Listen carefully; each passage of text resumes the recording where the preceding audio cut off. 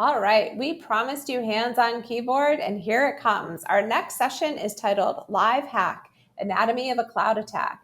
And presenting today is Jeff. I happen to know he's a former repo man as well as a cloud security expert, and his title here at Sonrai Security is Field CTO. Jeff, let's see what you got. Thank you, Karen. So welcome everyone to this very exciting access session. My name is Jeff Moncrief. I am Sonrai's field CTO, and I also run the sales engineering team. I've been here a little over 3 years. And today we're actually going to be doing a live hack, a live demonstration of how an identity-based breach plays out in the real world when the network footprint is no longer there, and an adversary can sort of take advantage of the identity footprint the exact same way that they would if they were trying to exploit the network fabric. So without further ado, we're going to dig right into it. So I have a couple of quotes that I'm kind of famous for around these parts. The first is hackers don't attack, they just log in. And this is the truth. And I'm going to show you a GitHub repository here in a second that kind of backs this up. But if you look at the statistics about how actual security incidents happen in the public cloud, AWS, Azure, GCP, Oracle, etc., they actually are very, very simple. They're not based on sophisticated vulnerability exploits. The vast majority, over 3/4 of reported security incidents over the last 6 or 7 years in the public cloud are all based on one thing: compromised credentials, whether that's through repositories and GitHub, whether it's through compromised buckets, disgruntled employees, or we're hearing this more and more frequently, social engineering. Okay, so they just log in, and then what? Where can they go? What can they get to? And that's where a lot of folks really aren't thinking. They're not thinking of the identity fabric as a network conduit, a system of plumbing that you can take advantage of the same way that you could a network fabric. Which leads me to the next quote, that identity is the new network. I've heard this for years since I've gotten here, that identity is the new perimeter. That may have been the case 4 or 5 years ago, but now identity is the new network. A cloud native application lives, breathes, communicates, and functions through the identity fabric, not through the network. And so you have to start looking at that identity fabric very, very similar to the way that you would look at a network fabric as it comes to securing it. And then another quote there, which is, the statistics prove this, and I'm about to show you this. Okay, this is a GitHub repository that actually tracks, and this is just focused on AWS, but it's very similar in the rest of the cloud service providers. It actually tracks security incidents that have been publicized. And note that these are just the ones that have been publicized. And you'll find a common pattern here. Okay, when you search this repository, you search for the word credential, you'll see that there's 66 instances of it in this screenshot that I took recently. Okay, now I'm actually going to exit out of the presentation. I'm going to show you this repository. Okay, it's a real repo. If I search for the word credential now there's 68. And I took this screenshot just a few weeks ago. Okay, there's 68. So there's been 2 added since. And if you scroll through this repository, you're going to see a very, very common pattern. Credentials committed to a public GitHub repo. Okay, global exposed Kubernetes pod with AWS credentials. Someone shared the root credentials. Credentials stolen. You're going to see social engineering in here. Okay, the statistics do not lie. This data does not lie. This is how folks get in. And this is what we're going to show you today. We're actually going to walk you through one, and I just randomly chose this.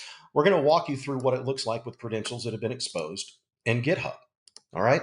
So I'll bring back up the slideshow, and you'll see that this was just earlier this year where, of all people, GitHub actually accidentally published their private RSA encryption key. Now, it was only exposed for a matter of hours on a given day, but you can see that even they are susceptible to mistakes like this. And this is exactly what we're going to demonstrate today in this live hack.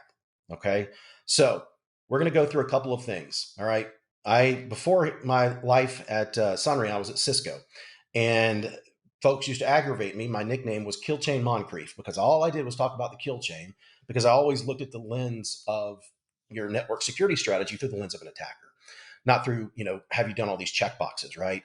Well, we're going to talk about the exact same phases. Okay, Recon, lateral movement, privileged escalation after pivoting, actually going to ransom some data. We're actually going to encrypt something that we find in S3, and then we're actually going to steal some additional data. So I want to make note that this is real. So as a result, you never know what can happen in a live demo, but we'll pray to the demo gods. But before we dive into the actual hack, you're going to see this overview, and I'll flip back and forth as I'm able to from this diagram. But we are going to grab a key out of GitHub. We're then going to leverage that key to see what it gives us access to. We discover that it gives us access to an exposed AWS virtual machine in a sandbox environment. You're also going to see that we're going to expose that it has a role attached to it. We're going to leverage that role to do some recon. We're going to see what we can find in S3 and in DynamoDB in this environment. You're going to see we come up empty. We're going to get some permissions denied errors as well as we just come up empty.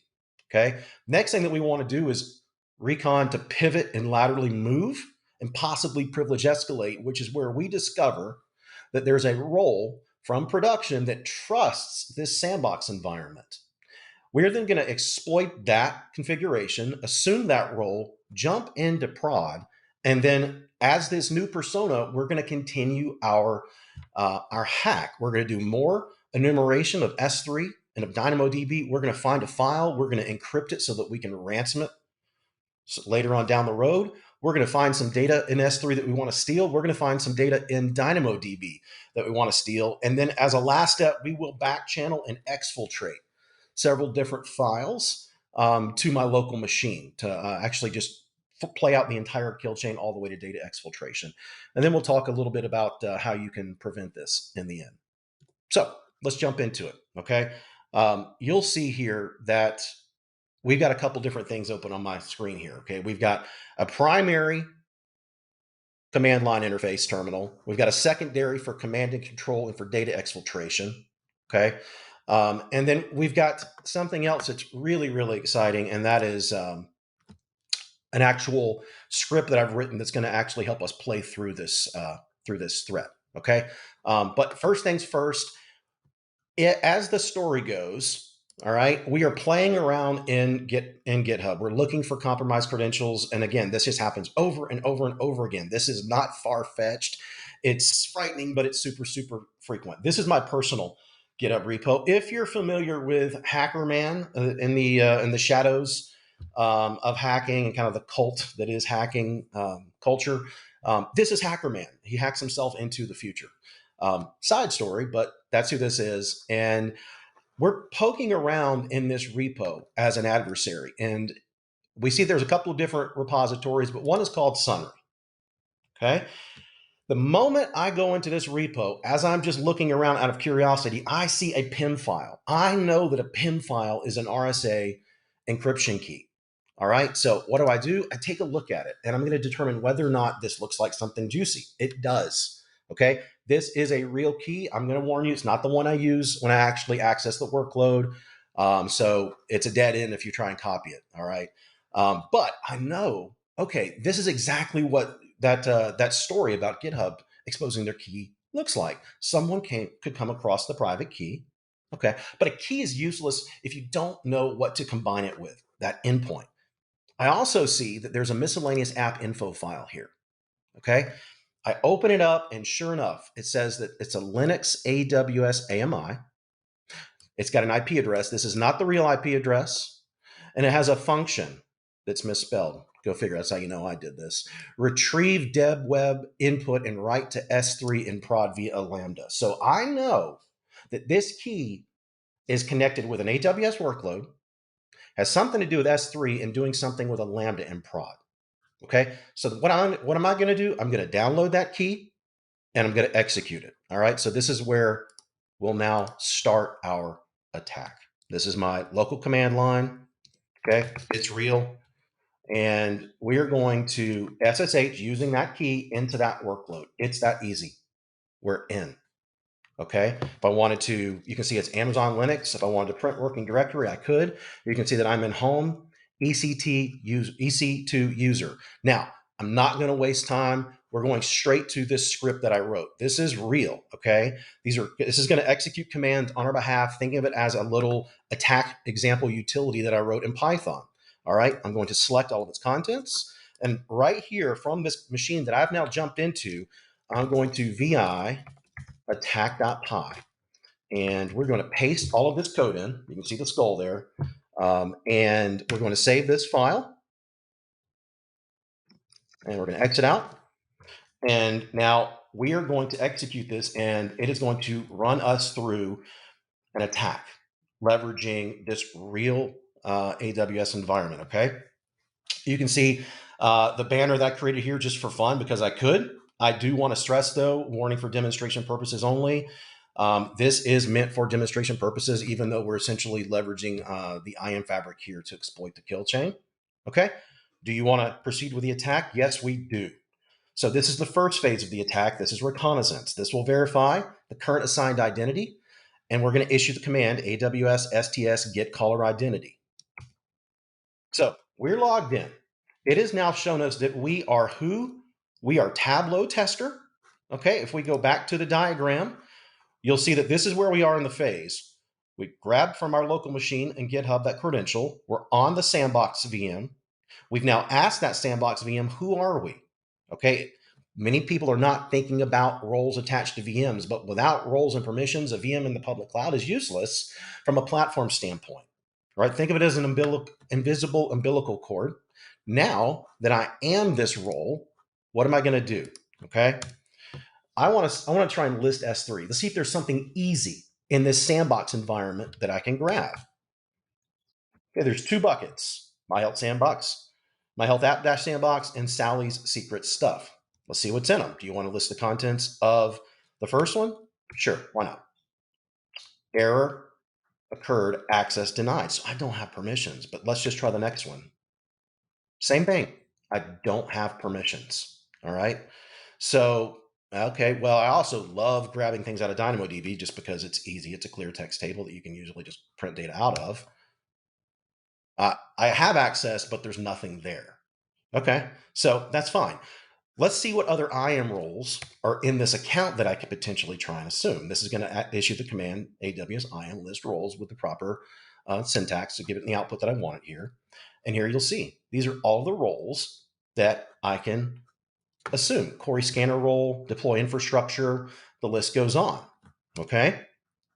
However, I know from that GitHub repo note that there's something here about a Lambda and something in prod. Okay. And all of these roles are actually, or the majority of them are in this sandbox environment. Okay. So I want to see if there's maybe something on this machine that would let me know where I need to start. Okay. So I'm just going to list the contents of the home directory and look at that. Lambda bucket policy.json. Now there's a bunch of other files because we use this demo system for a bunch of stuff, but that Lambda bucket policy JSON file is super interesting.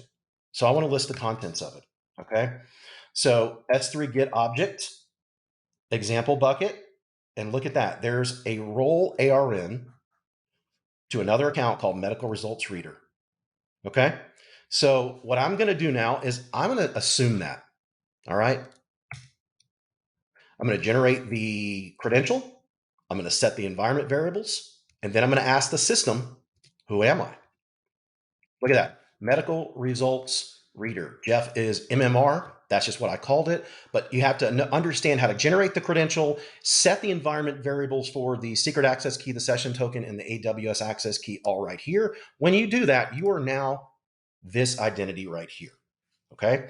When you're this identity, you have now privileged escalated. You have now done lateral movement. You are now a whole nother persona that you have to worry about. I think the most interesting thing about this is that this trust relationship actually starts from the role and goes backwards. So if I'm actually in that account right now in AWS taking a look at this identity, and you'll see that the trust relationship on this identity allows the sandbox right there to privilege escalate because of that cross account trust relationship. You would have never known about this if you were just looking at those roles that I listed, or if you were just looking at that particular sandbox account in AWS. You need some sort of technology that's able to put the pieces of the puzzle together from the inside out. So that's key here. Okay. So we're going to continue. Now, this particular identity, now that I've privileged escalated, as you can see from the attack phase here, I'm going to see if I can list buckets. Well, look at that. There's a whole new set of buckets that I can access, and these are in prod. So I want to list the contents of the health app claims upload bucket.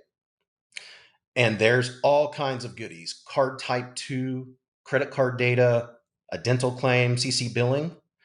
I love ccbilling.txt. I want to know what this is. Now you can't just cat it directly, across S3 using the AWS command line interface. You got to grab the file. So that's the first thing we're going to do is we're going to grab it and bring it back to this compromised sandbox. I just downloaded it. Now I'm going to list the contents of the current directory to show that it is indeed there, cc.billing.txt, and I want to see what's in it. And look at that. Fake credit card numbers, of course, but this is actually showing you that we grabbed the file after enumerating it in S3 and brought it back across the wire. We started right here and sucked it back through this roll back to this workstation and then catted it out. All right, and I'm going to keep rolling here just in the essence of time. The next thing that we're going to do is we're going to ransom that file. Okay, it's one thing to just sell it on the dark web, but I want to ransom it. Okay, so I'm going to actually use OpenSSL. I'm going to generate an encryption key here. All right, now I'm going to use that encryption key to encrypt the cc.billing.txt file. We're going to take a look at it now. And look at that. That's the same file that we just generated the output above. It's now fully encrypted. As you can see here, salted, etc. Okay, so what are we going to do now? We're going to replace the original with this encrypted one, upload to S3. If you wanted to verify, we can actually take a look at it in the bucket.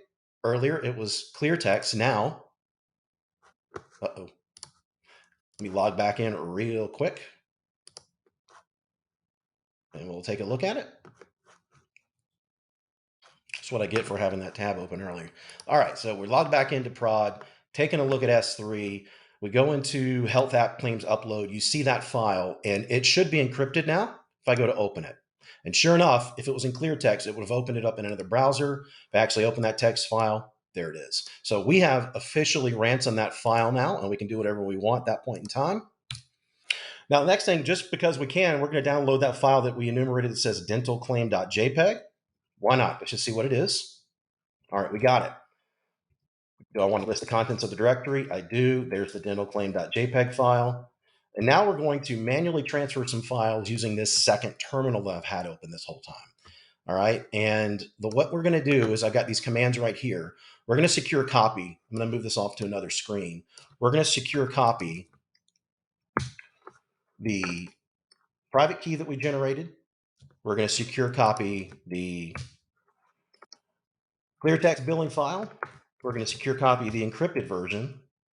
And the last thing that we're going to do is we're going to secure copy the dental claims file. All right.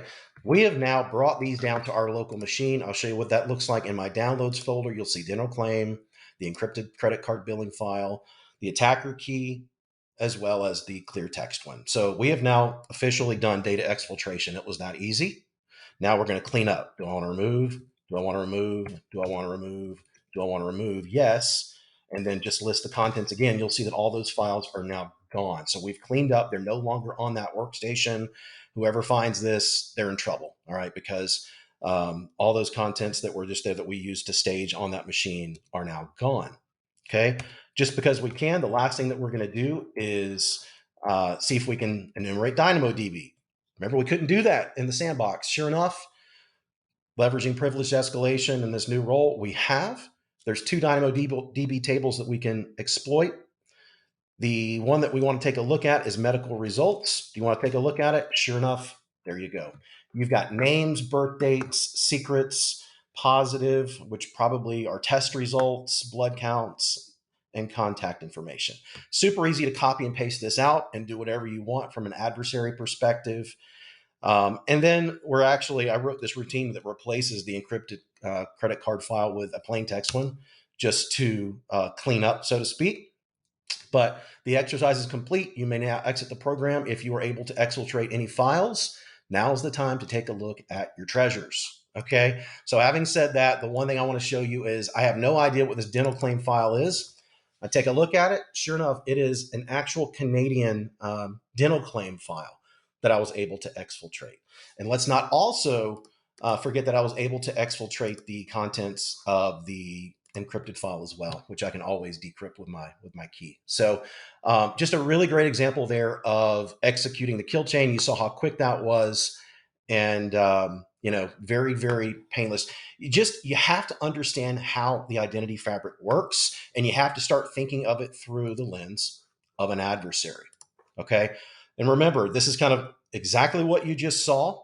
I'm always happy to answer any questions, about this at a later point in time. I'm available on LinkedIn, as you'll see here at the end. But the last thing I want to kind of talk about is what can you do? Okay. Obviously, I, things are going to happen. Compromised credentials are going to get out there, right? But what can you do to kind of prevent the kill chain and the exploit that I just showed you here, right? You have to monitor cross account trust relationships in AWS. You have to monitor your break glass identities, which are your admin level roles, service principals, service accounts, person and non-person identities, keys, and secrets in the public cloud. More often than not, almost every single time, there are far more admin level accounts that are out there and identities than you're aware of. So first, you need to know what's out there, and B, you need to manage those. Make sure that they're under lock and key. Same thing with trusts that are not necessary, right? You need to be able to certify those identities regularly, whether it's 6 months, every 12 months. You need to build a certification cycle with the identities because you need to be proactive about monitoring for this kind of risk. If there's dormant identities, get rid of them. There is a method to this madness that we've learned here and that I've learned here consulting customers with identity security. When you get rid of dormant accounts and dormant identities, you remove so much unnecessary risk across lateral movement, privileged escalation, unnecessary permissions. But the accounts that are needed, maintain least privilege, monitor used and unused permissions, and try and get those to least privilege to remove all that unnecessary risk. I didn't show it, but those accounts that I just demonstrated, they had access to KMS. They had access to delete things. They probably don't need all of that, right? And then just continuously monitor those identities for changes and set those virtual tripwires around them to let you know if there's a new identity chain that can access something that means something to the business, or if an identity is acting suspicious. But I think the real takeaway is to think of securing identity through the lens of a network and through the lens of a network attacker, and to understand that there is so much more to securing your public cloud than just focusing on vulnerabilities and misconfigurations, especially when you look at how this actually plays out from a bad day perspective with folks just logging in. Okay, so I hope that you learned something from this session. I hope that you're able to take away just a few nuggets that are going to maybe make you think again about how you're securing identity in the public cloud. But with that being said, I know we're about out of time, so I want to thank everyone for joining. And Karen, I want to turn it over to you and see if there's been any inbound questions I can help with. Hi, Jeff. Thank you. That was excellent. I learned a lot, and I know our audience did too. And there are a ton of questions. So let's dig in. First question, one of the things that you showed here was a trust relationship between sandbox and production. Do you see that often in your customer environments? Yes. So in AWS environments, Karen, absolutely. Trust relationships, I would say they're one of the most scary things from a security risk perspective, but they're also one of the things that allow so much amazing things to happen in AWS, where one environment can interact with another one, can write something and retrieve something from another one.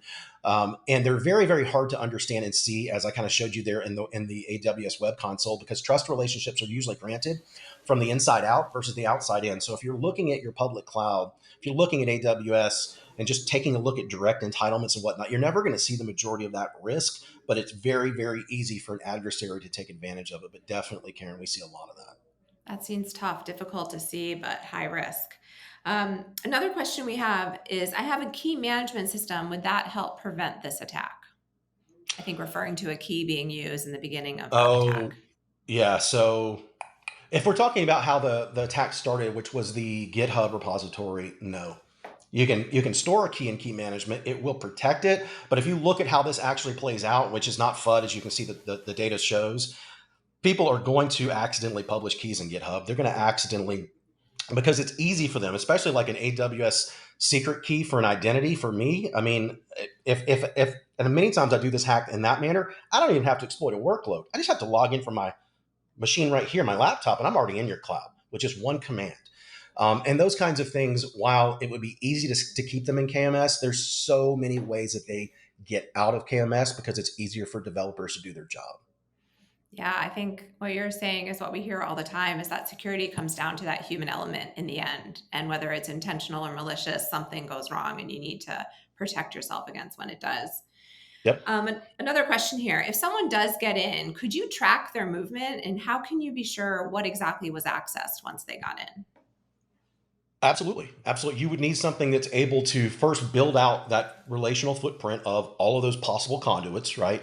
And then you would need something that was actually monitoring the audit and activity logs in each of the public cloud service providers, which they all provide, and actually setting tripwires and letting you know that all of a sudden someone's leveraging this conduit, someone's leveraging this particular lateral movement path. And they're poking around in some places they shouldn't be. But absolutely, as long as you have the ability to ingest those logs, build a behavioral model of known good, and then alert on changes, you can totally monitor for that level of activity, which would be a possible indicator of compromise. Okay. Thanks. And lots of questions. I think you've got people thinking about their own environments and what they can do. If I'm just going to do one thing, what's the one best thing I can do to stop this from happening in my cloud? One thing is I would implement a cloud infrastructure entitlement strategy. I would. If it's not part of your strategy, it should be, and you should be focusing on end-to-end visibility, that awareness, and then end-to-end capability to prioritize based on the blast radius across the identity fabric. That's the one thing, is be thinking about the blast radius through the identity fabric and be able to prioritize based on that. Mm. I think related to that question, people are still thinking about how do I solve this?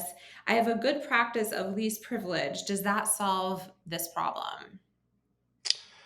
It does not solve this problem because it's not going to stop credentials being put out there. It's not going to stop folks just logging in. And then even with least privilege, I could totally take advantage of an identity doing exactly what it's supposed to be doing. And you're also going to see that there's so many scenarios where you see developers bridging gaps between accounts, creating conduits between accounts, creating identities for testing. Least privilege is one phase of what I would say is a KIM strategy. And the other thing is, if you can't put the pieces of the puzzle together to see true end-to-end permissions all the way through the conduit, where you can jump from one role into another one, Karen, and just taking a look at direct entitlements, then least privilege is actually not giving you the full picture. It's a false sense of security. All right, we're going to leave everybody with a false sense of security. We've run out of time, but Jeff has been gracious enough to offer to continue this conversation in the chat. So if you have questions, please put them in the chat. Jeff is going to, if we didn't answer it live, he's going to answer those questions and answer any other ones that come in. And please stay tuned for our next session, which is titled Mapping the Battlefields by Untangling Cloud IAM. Really going to war with those attackers in the next session. Thanks, everyone. Thank you, Jeff, for a great session, and we'll see you in the next one. Thank you.